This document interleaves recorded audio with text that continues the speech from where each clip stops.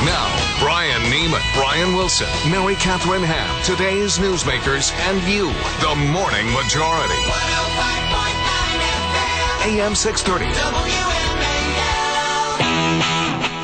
7:07 on a Thursday morning. Coming up about a half hour from now, Stuart Varney from the Fox Business Channel joins us at 8:36. Paul Ryan, that's right, Mr. Budget Man, been tracking him down for months.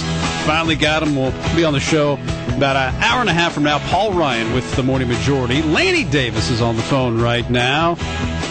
Lanny Davis writes a column in the Hill newspaper, Purple Nation. I want to get to your defense of Eric Holder, but I do have to ask you first, Lanny. Are you going to vote for Herman Cain, or are you a racist? I like Herman Cain. Oh.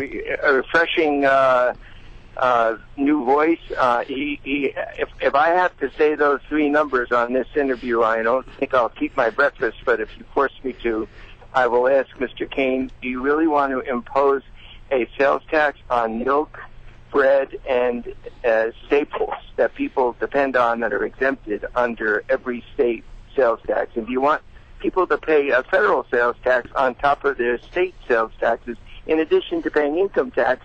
And how are you going to make this progressive so that poor people don't bear the burden, which is what a sales tax does disproportionately to income? Aside from that, I like Herman Cain. All right, so you're not a big fan of the 999 plan, obviously. But what do you make of Herman Cain's rise right now in the polls?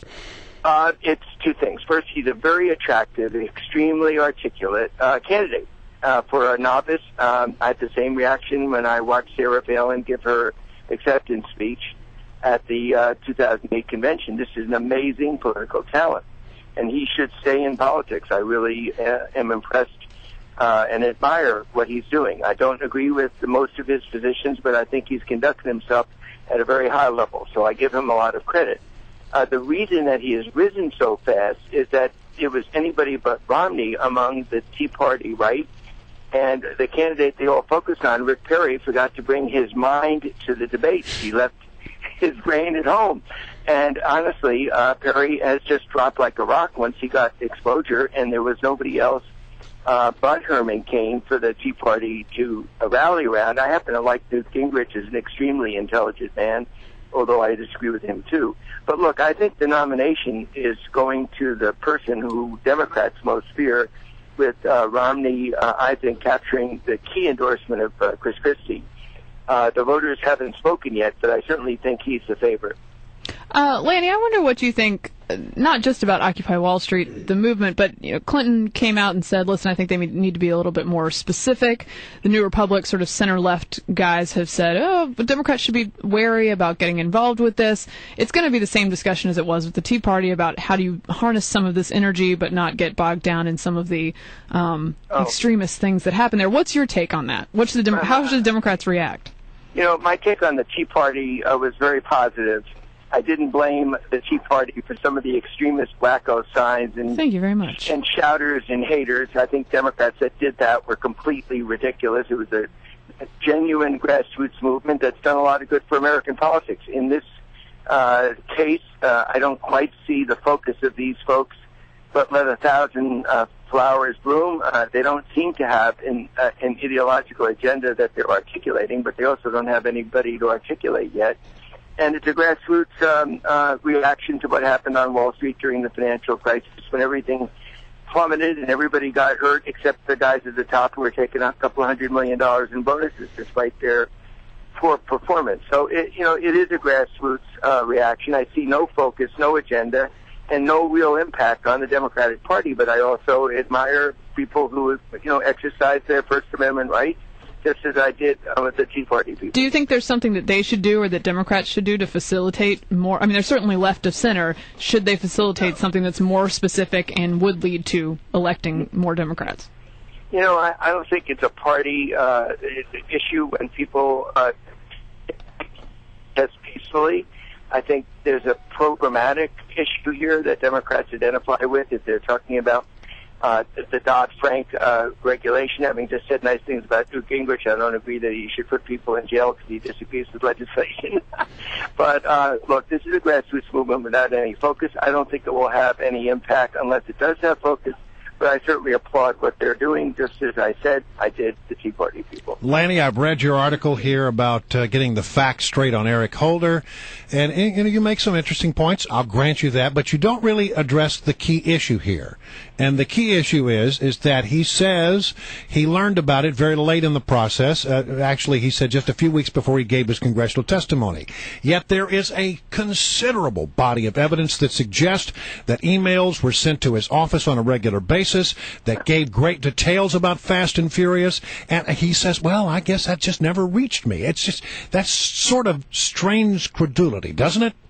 Well, if you read my column, and I probably give you a little bit of forgiveness that you didn't read every word, I actually addressed each and every point as a fact in the column. Fact that you omitted is that he was asked a question in the context of the problems that occurred under the Bush administration with ATF and this program of giving people guns to try to track them to the higher-ups in the drug cartel. It happened in the Bush administration, and it was flawed then. It happened under Eric Holder. Number two, he was sent hundreds and hundreds of reports every day to the Office of the Attorney General. No Attorney General ever reads those reports. If that's the case, then why is it that he has said, "Oh, I didn't understand the question"? Why is it that he has said, "Oh, well, it did just those emails just didn't get to me"? I mean, he's the Attorney General of the United States, and this was a big operation. Wasn't it likely that some point along the way that he was briefed on this? Well, first of all, the answer is he was briefed on it just as the head of ATF and the U.S. Attorney in Arizona first learned about it in the spring of 2011. The head U.S. Attorney in Arizona and the head of ATF did not know about the guns walking, meaning losing track of the guns, until the spring of 2011. Well, hold it. Chuck Grassley was on this show not long ago and said that in January, the Attorney General was in his office, and that Chuck Grassley personally handed him a whole big file on questions he had about Fast and Furious and asked him, would you be willing to cooperate with us in an investigation of this matter? That was in January. Well, Holder did address the direct answer to your question, whether it's Senator Grassley or anybody else, which is the truth. And he wrote a long letter to all the members of Congress that you ought to take a look at, where he addressed it, and he said, the first time the U.S. Attorney in Arizona who testified, the head of ATF who testified, learned about the guns walking and the other mismanagement of this, what he described as a seriously flawed program, which also occurred in the Bush administration, which Senator Grassley forgot to mention, was in the spring of 2011. Now, if you have the U.S. Attorney saying that, the head of ATF saying that, and Eric Holder saying that, then the two words that nobody in Washington seemed to accept is honest mistake, is it was a mistake, and he's ordered an investigation. So give me a break. If there is anyone listening that thinks Eric Holder lied about this, that is absolutely over the top. Seriously flawed is one word for something that kills a border agent. Well, look, excuse me, but say that about the Bush administration. That's an unfair comment. They did the same thing. There was an investigation in the Bush administration over not tracking guns. This is about law enforcement people whose lives are on the line, who screwed up. That doesn't mean it's Eric Holder who was responsible for that. He is investigating it. Never said that he was responsible for it. Happened under the Bush administration, too. It is a cheap shot to talk about law enforcement officers being killed when Eric Holder deplored and is horrified. Wait, Lanny, we never said he was responsible for the program. All we've said is that his testimony before Congress is in question. Well, he said that the question that was asked him to directly answer your earlier question was in the context of when did you learn about this screw-up of losing track of the guns. And he said the same thing the U.S. Attorney said, which you keep ignoring, and the head of ATF. We learned about the screw-up and the loss of these guns, the guns walking problem, in the spring of 2011 after Senator Grassley asked for further investigation of this program, which Eric Holder did. But in January. The first time they learned about the screw-up, which is what he was answering, honestly, was in the spring of 2011. That's debatable of whether or not he was asked about the screw-up or not, or was he asked about the actual program. That was his understanding in the context of the question. That's not what members of Congress believe. But all right, Lanny, thanks as always. We'll talk to you next.